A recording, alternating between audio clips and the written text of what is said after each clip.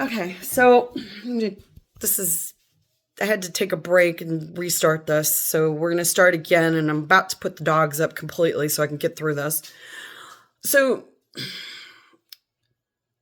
I was asked to do another video. I'm obviously in process of releasing a new channel. I haven't finished it. I'm very meticulous, or try to be. And I feel like I haven't got it set up completely yet. My office area, I've been redoing it and everything so that I have a place where I feel like I can just sit everything right and do this eventually. And by Thanksgiving, I plan on actually launching after Thanksgiving.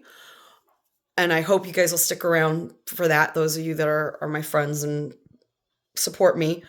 But as far as somebody asking me to do another video, hey Auntie, when are you going to do another video?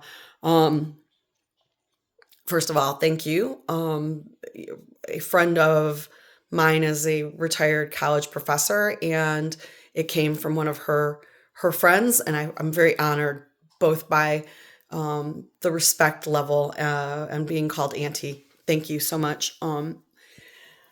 And I had spoken about Native Americans and stuff in the first video where I told you guys I was going to do this. And then a friend of mine had watched that and said, hey, I got this CBC video I want you to watch. I want you to see, I want your opinion. And I've given him my answer, but then I thought, you know what? I really need to give everybody this answer because it's really I want people to think differently. I want people to start thinking. We are getting bombed with what we want to believe. Especially people that are staunchly buried in their own nonsense. And I wanted to make sure that we start rethinking. We're in an information age, and what the information age has proven is that we often believe what we're told, what we want to believe, more so what we want to believe. And what we want to believe is deep, knee deep, if not waist deep, neck deep, in stuff that we had no control over. We didn't make those decisions. Those things didn't have anything to do with us. And I want to make sure that we kind of talk about those kinds of things. And this video that I got sent was about pretendians. And it was about a specific pretendian identified as a Cree Nation songwriter, has won awards, wrote a song for one of my favorite movies, the main song for that movie. And in the 1950s, 1960s, she became this famous folk singer, and she is known as a Native American musical artist. And her family in the 70s attempted to out her. And her family was Italian-American from New England.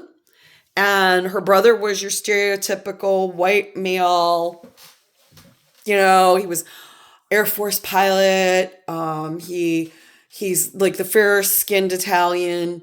His daughter's blonde hair, blue-eyed, very fair-skinned, stereotypical. You never even guess this young woman is Italian. Your first guess would not be Italian. Your first guess would be white, British, white American, gone back to the Mayflower, for fuck's sake. So when we talk about race, we're often talking about perception of physical appearance.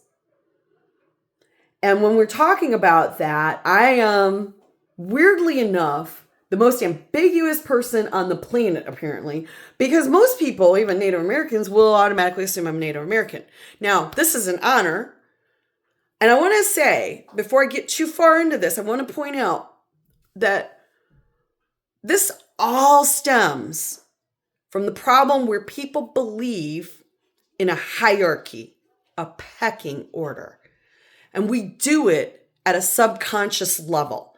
We don't do it on purpose, but unless we consciously acknowledge that this is something that is part of our society, and therefore a subconscious response comes out of us, We refuse to acknowledge it, and we don't put it to bed. And in the information age, you can see it online over and over and over again. People judging people, the way they look, the color of their skin, this, that, and the other. And kudos to, the younger generation for stepping away from this. But I'm not going to talk about generational issues right now. I'm going to talk about pretendians and people who are in this pecking order. There's a pecking order. And the pecking order starts with every British colony, right? We saw it in South Africa with apartheid. We've seen it in Australia. We've seen it in India. The United States, we've taken it to our own different level, right? And in the United States, if you go and look at the old censuses and things like that, you're going to see where white landowner, poor white, free but poor white, servitude white, native, colored, slaves, right? There's pecking order. There's this, and all of a sudden you're downward. You're eliminated from this group of hierarchy. You're at the bottom rung. And you're supposed to strive to get at that top rung, but you're never the right color to get on that top rung. So that's where this all starts, right? The whole pretendian thing starts with that hierarchy. And when we talk about this hierarchy, we automatically expect it in our heads. And so this woman didn't feel like she was part of her Italian-American background and absorbed herself into the Native American background. Now, did it start as a lie? Maybe, maybe not. But she found her home. Cree Nation claims her. Cree Nation calls her auntie. Cree Nation has responded to the documentary saying point blank that she is Cree, that she gives to the Cree community, and that she is a auntie who gives to the community in whole and is completely absorbed in the Cree Nation. I'm amazed, man. Because you know what? Why did I not accept the idea of admitting that I'm Native American, even though everybody on the planet thinks I'm Native American when they first look at me? Because I don't lie, right? Okay, so she's a liar. But there's something that she has that I don't, and I want to explain that, and then I want to explain why the problem with the view of pretendians in general. I am ambiguous looking. I have been told this over and over and over again. I've had people assume I'm part Black. I've had people assume I'm part Native. I've had people assume I'm part Eskimo, which is technically Native still. I've had people assume that I'm Eastern European. I've had people assume that I am a hodgepodge. I am ambiguous looking. I have accepted that ambiguous is who I am. But ambiguous looking has come with a lot of issues over the years. And one of the more recent issues calls out the problem with our society right now. I am the spitting image. If you ask my family, especially my mother's family, I am the spitting image of my mother. I can't argue that point. I have her smile. I have her chubby cheeks. And my mother was Eastern European, Polish, and Eastern German. Berlin area, southern Germany, Warsaw, Lviv, mainly what used to be Poland pre-World War I. Okay. And then the Eastern German, what used to be Eastern Germany and Southern Germany, which is again Eastern Germany and Southern Germany. But that's where my mother's family all came from. And being her spitting image was like a pride and joy for my mother's mother. The fact that I also had Asian descent from the British Asian side of my family. My grandmother was just thrilled that I, quote unquote, oh, thank God she's white. That was actually a statement that my grandmother said when I was born.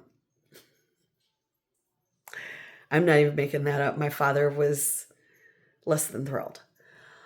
But the reason my father was less than thrilled is because in Asian society, being Wilo is bad. And if you're Asian, you know that. Uh, so now I've ratted myself out. I'm mostly Eastern European. My father had a lot of had some Eastern European in him also, so, and British. Yeah, I didn't expect to find that British in there anywhere. And I'm a hodgepodge when the DNA came back. But as if the oh thank God you're white wasn't shocking enough. That's been my whole life. And when I grew up half of my adult life half of my childhood where my mother grew up. There was a lot of Hungarian, Eastern European, Lebanese, Polish, Eastern Polish, Slavic Polish, and Eastern Germans, like my grandfather, dark hair, tall men, and darker. My grandfather and my one uncle had absolutely almost near jet black hair, pure German, all the way back to the 1840s here in the United States, pure German. So it's always been a rude awakening that I just, for some people, wasn't white enough. And that's happened over and over and over again in my life.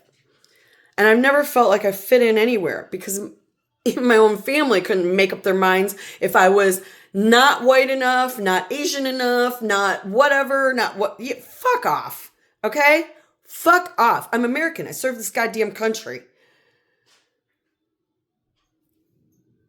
The skin color has nothing to do with the intellect, with the heart, with the honesty. I've met some of you motherfuckers that are lying through your teeth about everything all the goddamn time. I don't share a lot about who I am or what I am or any of that because I made a decision when some bitch asked me, what are you, one too many times and spit on me, that fuck off. I don't need to answer your goddamn question. Doesn't make me popular with most of you, to be honest.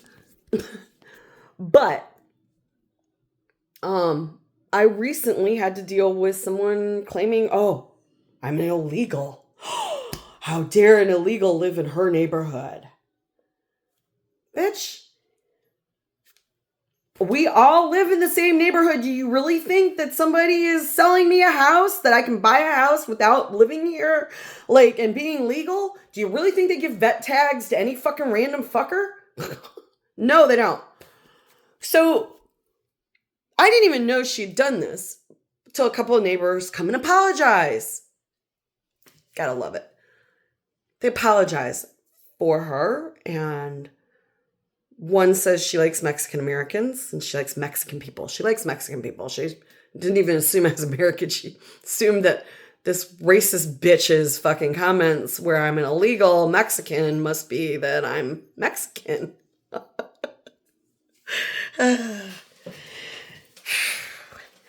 Another one was apologized and said, she just didn't want to deal with it, but she wanted me to know that she was on my side. Well, on my side, I'm still isolated in the neighborhood. Not really on my side. And I love when people go, oh, yeah, but that's a decision you make. No, it's not. It's a decision that the collective makes. We love to say, oh, you decided that you don't belong. No. There's a collective behavior that we take as a society and how we treat people. And as that foothold takes hold, subconsciously, we all react to it. And what white America has a really bad habit of doing is and saying nothing. But that's because that's how society has been deemed. We say nothing. And I can swear to this because, I was always part of the white community up until I decided to join the military. So I was a little white girl who had no idea that anybody ever thought I might not be white enough. I knew I wasn't blonde hair and blue-eyed, and I knew I wasn't the sexy blonde bimbo, that people, supposedly men are supposed to dream about. Okay. I was fine with that. Honestly. There was a certain point where I just went, yeah, okay. And in the 1990s, I had a lot of fun because Tia Carrere was listed as the sexiest woman alive in 1991 or 92. And I was like, baby. And some of you drool over Keanu Reeves, who is actually the same mix as me. Oh, I think he has a Hawaiian. If he has a Hawaiian, he and I aren't the exact same mix. But I do know he has the same mix almost. Sorry if I insulted him, but that's just fact. But we get to this point where you find out you don't belong because everybody's judging what you are. And the people that are supposed to be embracing you and there for you have lowered you in the pecking order in your own family. And it's bizarre. It is the most bizarre thing for somebody to go through. And so I understand that this woman didn't feel like she was loved and part of her own family. And it's a very painful thing for me to even think about, to be honest, because I know nobody in my family intentionally made me feel that way. But I do understand how that came about. I understand what caused it. And it all stems back to the same thing that my grandmother said. Oh, thank God she looks white. Oh, thank God.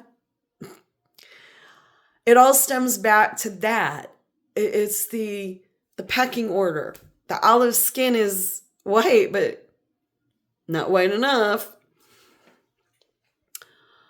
So I understand this woman wanted to fit in, and she didn't fit in with her own family, and she did fit in with the Native American community, and they did love her, and they did absorb her in, and she felt like she was one of them, and she went and became one of them.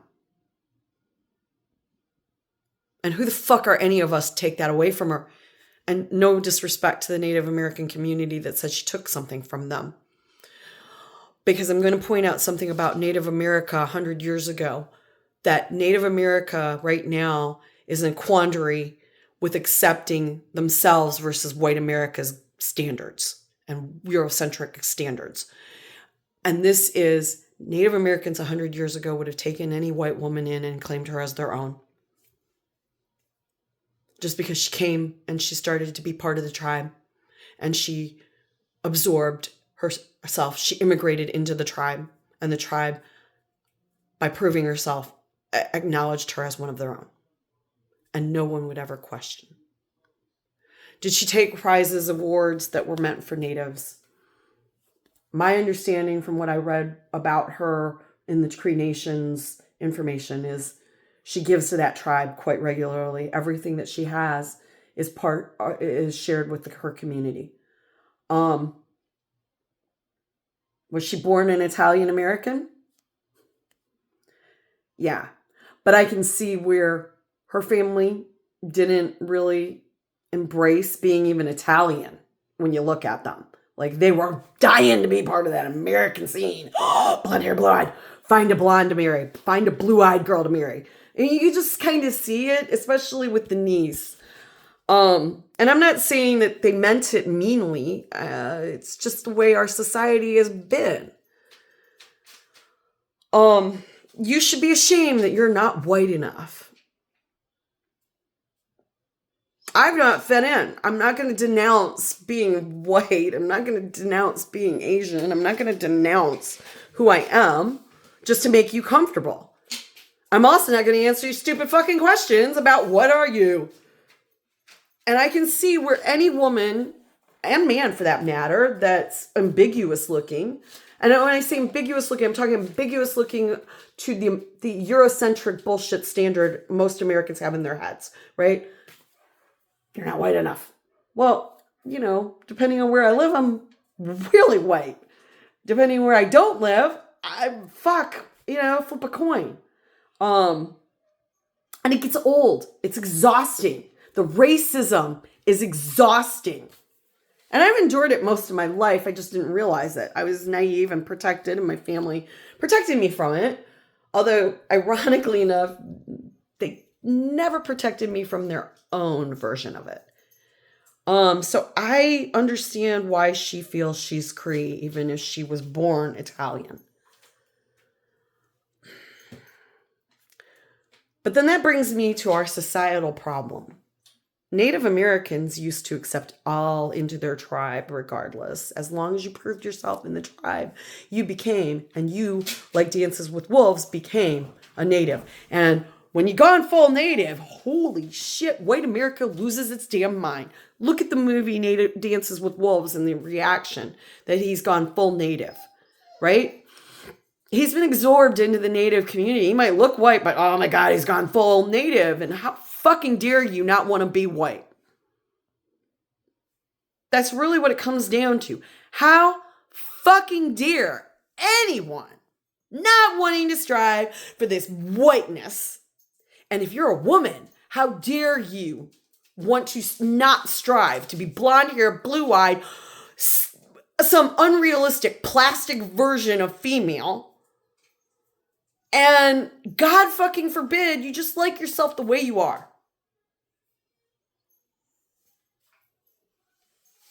You want to know when I started liking myself the way I was? When I got all the fucking people out of my life that were like that had that pecking order in their head. And some of you aren't going to like that because you're going to be like watching this video and going, I'm not like that. I'm not like that. Fuck that. I know a woman that lies through her goddamn teeth. I know damn well she doesn't have any fucking Native American blood in her. She lies. But why does she lie about it? She lies about it so that she can be racist. So she can say racist shit. Well, I'm part Native. No, you're fucking not. You're white. We both know you're white. You and I have talked about all of your ancestry and how long you've been in the United States. And I fucking am a nosy bitch, so I ran your shit on Ancestry. I know you're not. I know you're white. I know there's no native. I bet money if we run the rest of it, you can run a DNA and there won't be any fucking native in you. And that's fine. Except she uses it as a punchline to justify her racism. And that's where we're at right now. That's who we are as a people. That's the kind of shit we keep doing. We keep saying that, oh, the past is the past. Forget about it. Forget about it. Doesn't matter, doesn't it? Does it not? If it doesn't fucking matter, why are you still clicking the white box? Why? Why are you so worried about what my race is? Why are you so worried about what somebody else's race is? Why are you so worried about whoever's ancestry? Why is it even a question?